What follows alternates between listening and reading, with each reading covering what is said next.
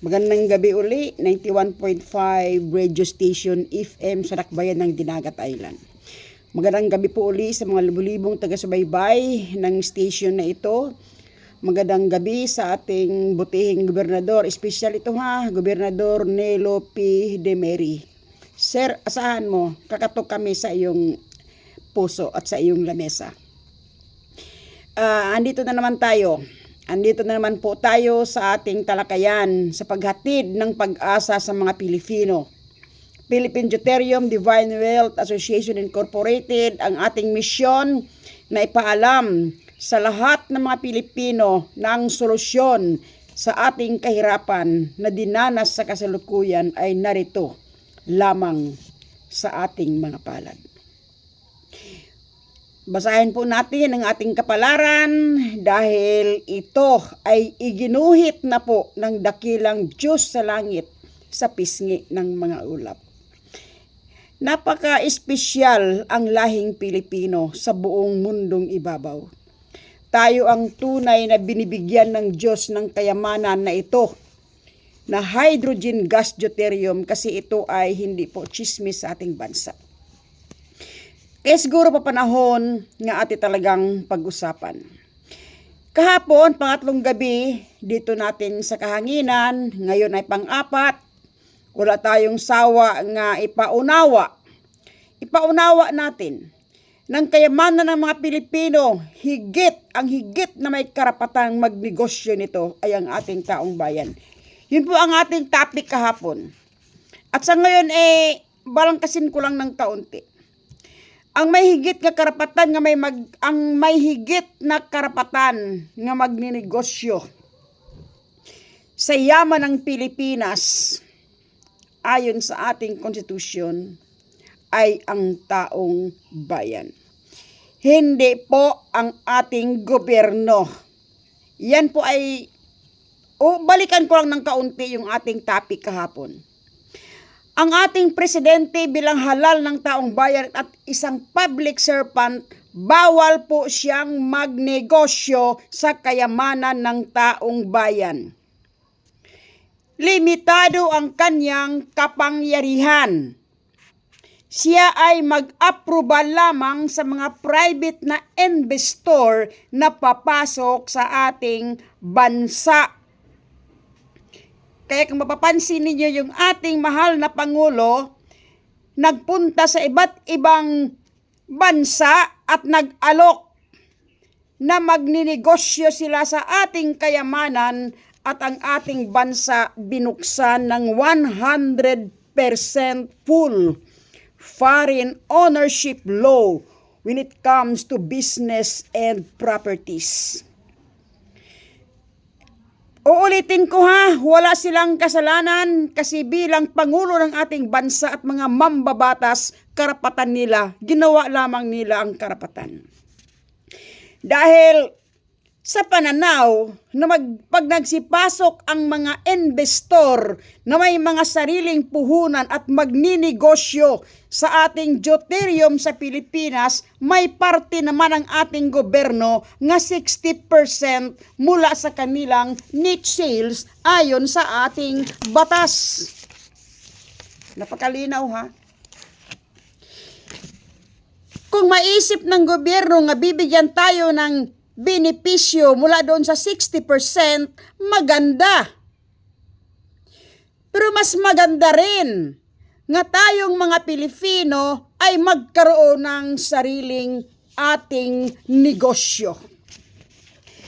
Isang non-government organization ang nagkasa nito, PDDY, Philippine Deuterium Divine Wealth Association Incorporated. Isa po tayong NGO. Walang kinalaman ang gobyerno sa ating mga pamaraan, proyekto, pamamalakad. Tayo ay isang non-government organization na kumikilos at tayo ay makikilahok doon sa mga private investor nga magpasok sa Pilipinas kasi higit naman tayo na may karapatan sa ating kayamanan. Tama po ba? Sana malinaw sa inyong lahat. Ngayon, ang benepisyo ninyo hindi manggagaling sa gobyerno. Manggagaling sa kikitain ng ating korporasyon nga 40%. Dagdag ko lang ito nga paliwanag ha, pero ito yung topic natin ng mga nakaraan. Kaya sa hanay ng mga private investor nga magsipasok sa Pilipinas, tayo ay narito na, Pilipino tayo. Napakaganda naman siguro na mayroong mga Pilipino nga nagkakasundo na bitbitin kayong lahat sa pagyaman ng ating bansa. Kasi ang ating gobyerno ay malaki masyado ang problema nila. Ikakatuwa po nila ang kalaman na ito pag nalaman nila. So, sa hanay ng batas, wala tayong nilabag. 60% ng ating kikitain sa future nating negosyo ng ating korporasyon nga kasama kayo sa pagmamay-ari. And then ang 40% assurance yan nga mayroon kayong benepisyo. Kaya makinabang din kayo. Mabitbit kayong lahat.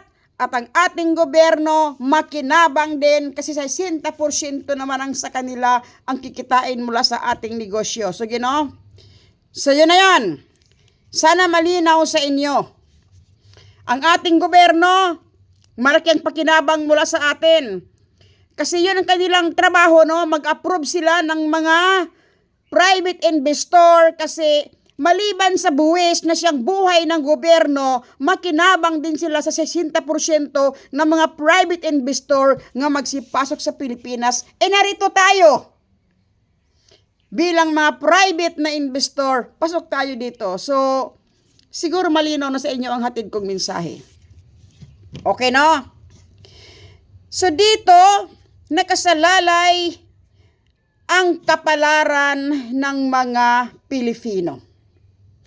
Balikan ko lang ang batas ha sa mga nag-agam-agam kasi meron akong nababasa doon sa Facebook na ayaw niyang sumali kasi hindi daw ito proyekto ng gobyerno.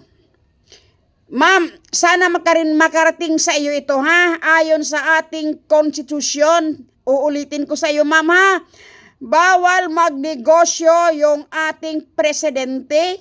Ayon sa ating konstitusyon, siya ay public servant kaya when it comes to kayamanan ng Pilipinas, ang may karapatang magnegosyo ibinigay sa mga taong bayan bilang isang NGO. Ayon sa ating batas, ang mga NGO ay katuwang sa pag-unlad ng ating ekonomiya. Okay. So siguro, isa sa paraan, sana po malinaw sa iyo ma'am. Isa sa paraan ito na maaari talaga ng mga Pilipino. Aariin natin, aariin ng taong bayan ang kayamanan ng Pilipinas kasi higit tayong may karapatan kaysa mga dayuhan. At pangalawa, ang ating gobyerno mga Pilipino sila, kasama natin sila. Okay, no? Kaya sa mga nakikinig dyan, ituturing ninyo ang inyong mga sarili na mamamayan sa bayang ito. Dahil mamamayan kayo sa bayang ito, may karapatan kayo nga mag-claim na may-ari ako. Isa ako sa may-ari nito. Ang ating mga politikong Pilipino, sila naman ay kasama natin. Kaya hindi ito banta. Pilipino sila. Tayo lahat Pilipino. Okay. Ang daing, ang mag-claim sa yamang ito, na sa kanila ay okay, no? I'm sorry ha. Ang mag-claim sa kayamanang ito, kailangan solid Pilipino. Kaya association tayo, kailangan namin kayo. Para mag-claim natin, pamana ito ng Diyos sa mga Pilipino. At sa mga paraan, at sa anong paraan kayo magkinabang dito? Naitayo na po ang Philippine Deuterium Divine Wealth Association Incorporated 2 years ago na. At nagsimula na tayo sa pag-associate sa mga Pilipino. Ito ang ating unang hakbang. Ang pangalawang hakbang ay susunod na lang. Pag tayo ay naging korporasyon na naging negosyo na tayo, nga isa kayo sa may-ari, doon po mangyayari ang kaginhawaan ng buong Pilipinas. Ang pagsulong sa programa na ito, actually sa ating mga coordinators dyan, ang pagsulong sa programa na ito, nga 2 years nang nag-operate ngayon sa Pilipinas, ay hindi po naging madali para sa ating mga coordinators. Babatiin ko yung ating mga coordinators. Pahalagahan ko yung inyong mga pagod, no? Babasahin ko uli, no? Pahalagahan ko ito. Ang ating coordinators nga naitalaga sa Region 13, Ma'am Lolita S. Paburada, at ang ating national organizer Edwin C. Ohagan. Salamat, no, katuwang mo sa pagpatupad ng ating advokasya dito sa Caraga Region. Pero sa ngayon, dito tayo nakatutok. Lalawak po ang ating programa. Magkaroon din tayo sa branch ng Surigao del Norte. Paghalagahan ko ang mga provincial coordinator, si Ma'am Belen Espaldon. Andito, no? Teka lang ha. Ayun. Belen Espaldon, Provincial Coordinator ng Surigao del Norte. Sir Belen, magkaroon, Ma'am Belen, Ma'am Belen, magkaroon din tayo ng branch dyan sa Surigao del Norte. Ating gisingin ng ating mga politiko dyan nga sana kayo naman mabigyan ng karapatan. Mamaya ating tatalikayin yan. Ma'am Patrocinia N. Sevilla sa Dinagat Island, Gloria M. Songkoya, kumusta ka ma'am sa Agusan del Sur, at Perlita G. Baldon, Provincial Coordinator ng Agusan del Norte. Huwag kayong magsawa ma'am, no, dahil ang ating ginagawa ay para sa ating kapwa. Sa ating mga Municipal Coordinator, Marta Dali Bernal, City Coordinator, Colito L. Paramidi ng Dapa, Siargao, Marilo Espinido ng San Benito, Siargao, Velma N. Sevilla del Carmen, Siargao, Rogelyn C. Muson, okay no, pasensya ha kung nagkamali ako sa pagbasa ha. Santa Monica, Siargao, Rosel Abinuha, Burgos, Siargao, Felin M. Olita, San Isidro, Siargao. Sa ating mga meron tayong Nida, Dalubatan, Sison, Surigao del Norte, Antonio Odigol, Placer, Surigao del Norte. Ang iba nito ma'am, bigay mo rin sa akin ma'am ha, kasi ilan lang itong nabanggit natin. Beberlina Unday, City Coordinator ng Butuan City, itong Butuan. Sige po.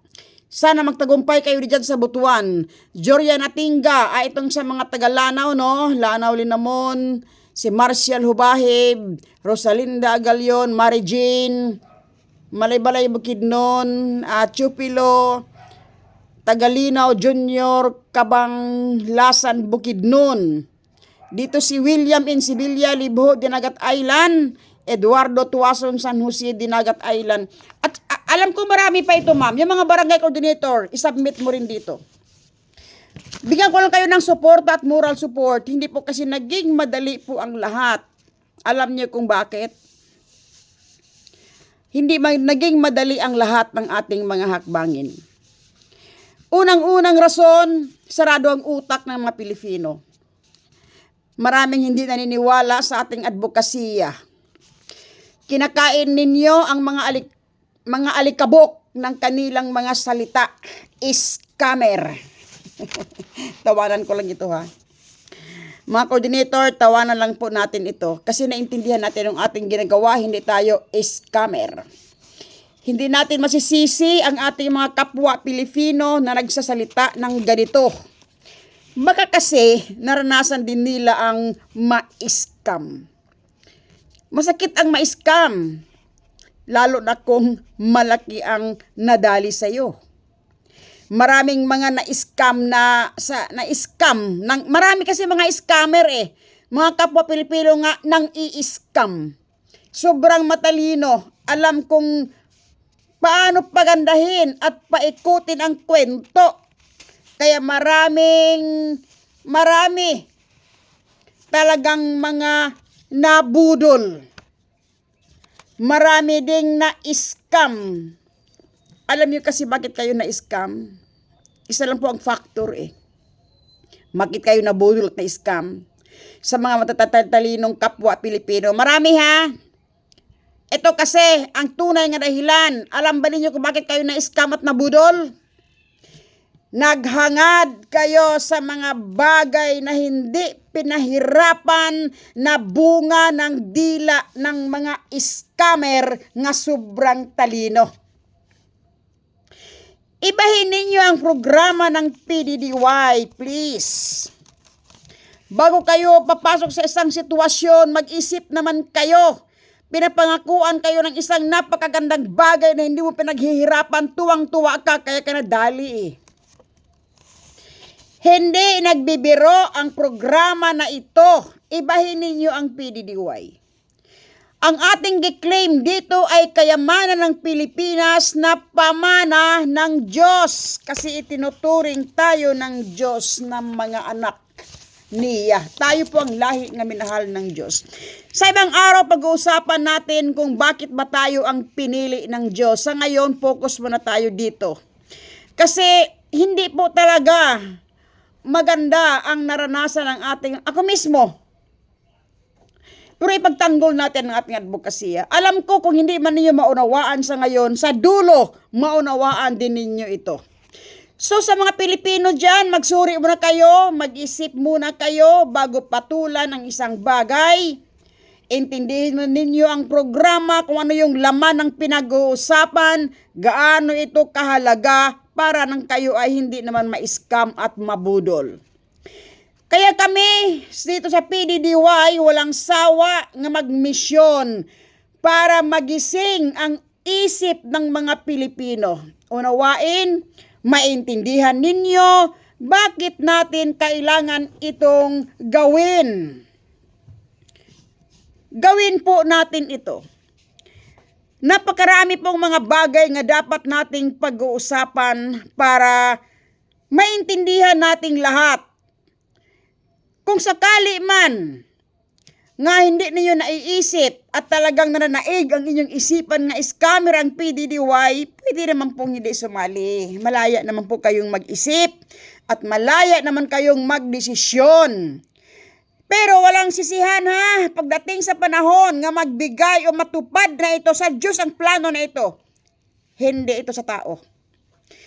Kung matupad na ito at kayo ay hindi naman din napapasali, walang sisihan po. Kasi pag nakuha na natin ang ating target nga numero, nga 70% na matutulungan mag-close ang membership mapping at move ang association sa pangalawang hakbang, ang eporso ang grupo para maging isang korporasyon. Sa oras na yan, wala na kaming tatanggapin pa na membership. Kung sino yung naka-intact sa grupo at napasama bilang asosasyon pa tayo, yun ang magiging may-ari ng korporasyon. Yun lamang at wala nang pwedeng humabol. Kung merong pwedeng humabol, yung inyong mga anak ang magiging descendants nitong tagapagmana. Malinaw ha? Kaya yan po ang ating pakay. Sa ating unang hakbang bilang isang association, dito natin ihayag, association tayo ha, 2 years na tayong nag-operate ngayon sa Pilipinas. Ang iba dyan nagsabi nga ang tagal naman, huwag kayo mag-isip ng ganun ha. 2 years pa lang po ang operation ng membership mapping ng ating association. Kung magtanong kayo kung ilan na tayo sa 2 years, ay confidential po. Kung gusto niyong sumali, sumali. Kung hindi, hindi. Dito, sa atin bilang association, mayroong mga hakbangin tayong ginagawa kasi unang-una, hindi po naging madali ang lahat. Unang-una nating proseso ay ang ating mga legalities. Kailangan nating ihayag ito sa ating mga local government units. Magpa-accredit tayo sa kanila. Hindi ibig sabihin nga magpa-accredit tayo ay manghingi tayo ng pondo. Yun kasi ang ibig sabihin ng accreditation, manghingi ng pondo. Tayo, nagladlad ang ating mga legalities sa ating mga local government units para naman kilalanin nila yung ating association at tayo ay maging malaya nga makapaghanap ng membership sa kanilang lugar. So, hindi po naging madali ang lahat. Hindi lahat ng mga local government units tinanggap tayo. Alam ko dyan sa Surigao del Norte, merong isa dyan nga nilalapitan ng ating coordinator, pinahirapan po. Actually, hindi tinanggap. Kung hindi ko rin kinakausap, siguro, hindi tinatanggap. Hindi natin masisisi. Kasi, karapatan po nila ito. Meron namang mga mayor nga tinanggap tayo nga napakabilis. Malambot po ang puso, naintindihan at naunawaan ang ating mga legalities. Yun kasi ang mahalaga Tayo bilang isang NGO, may basihan po tayo sa ating mga legalities. Once na mailahad natin ito sa ating mga local government units, mababasa nila yung ating mission, ang ating vision nga napakaganda.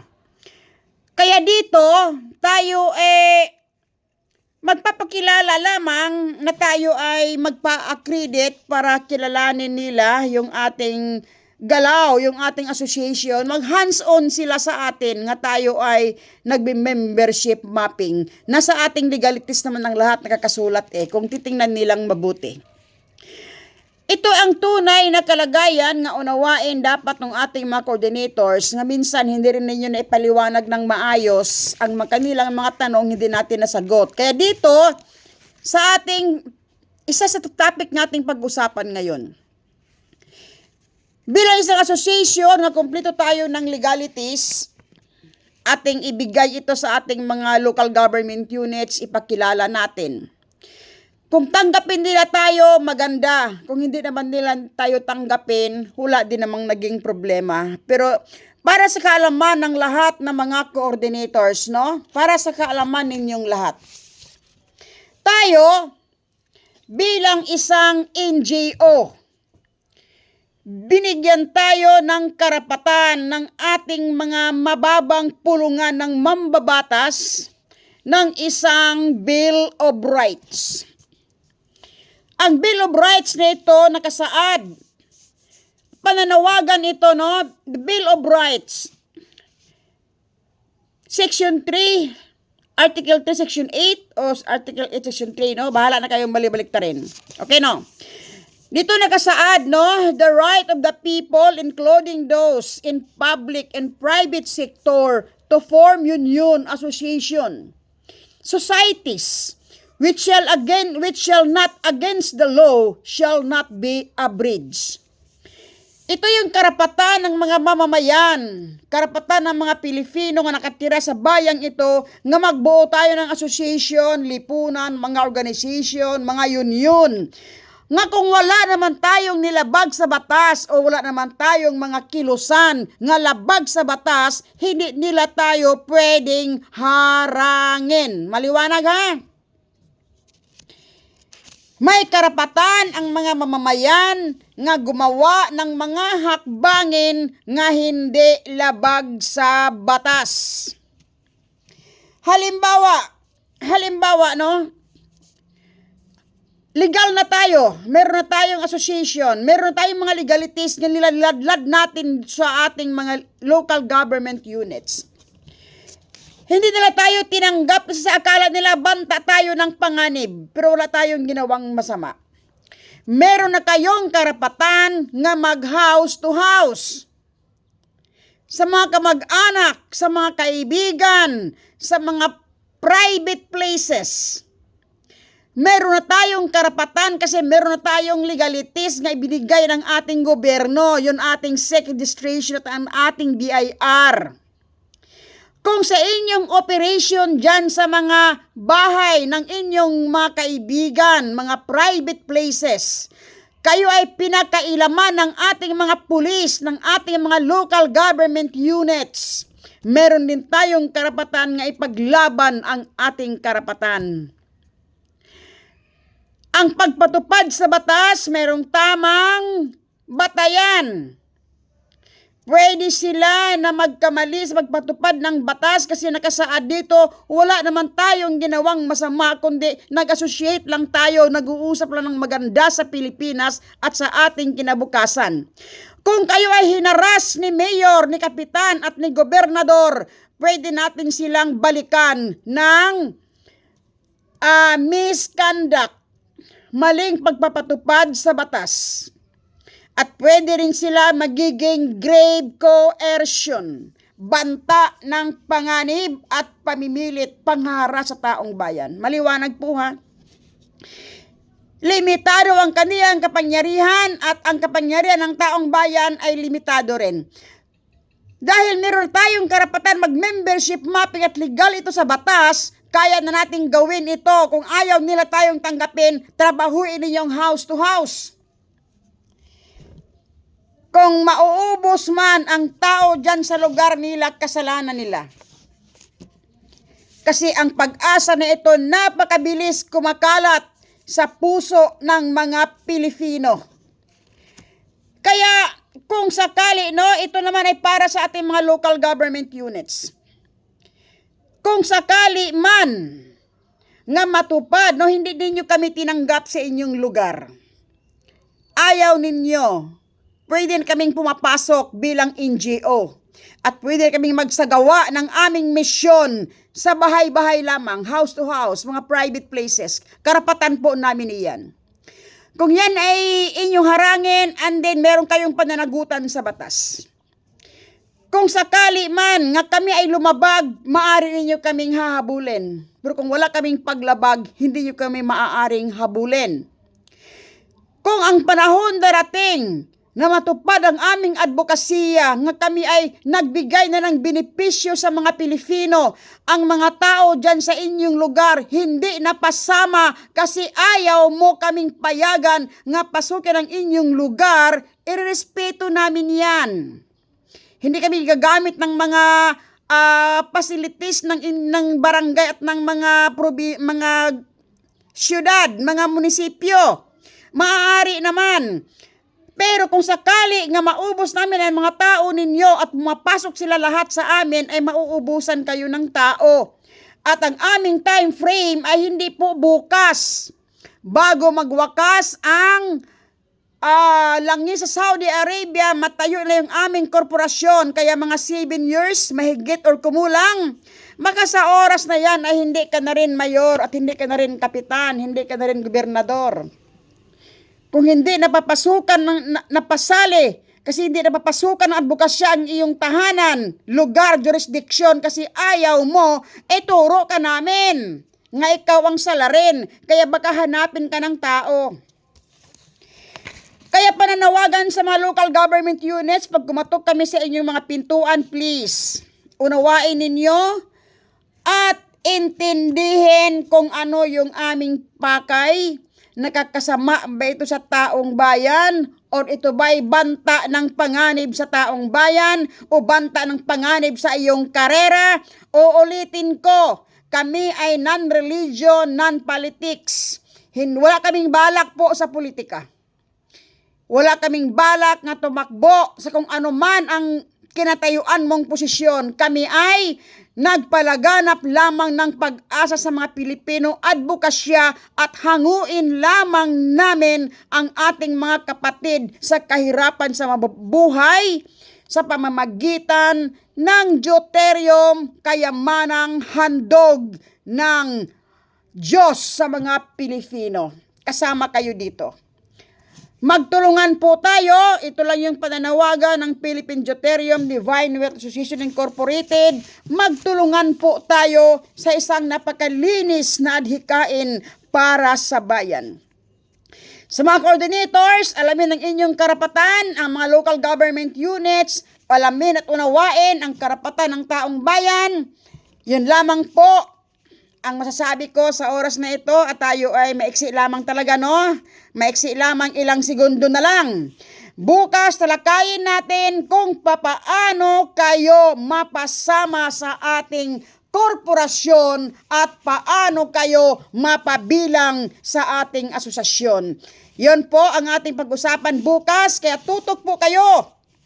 Tutok kayo sa ating programa sa 91.5 at magkaroon tayo sa Surigao del Norte, sa Surigao del Sur magkaroon din tayo. Kaya tutok lang po lahat. Ito po sa Ate Dina, hanggang dito na lang. Maraming salamat.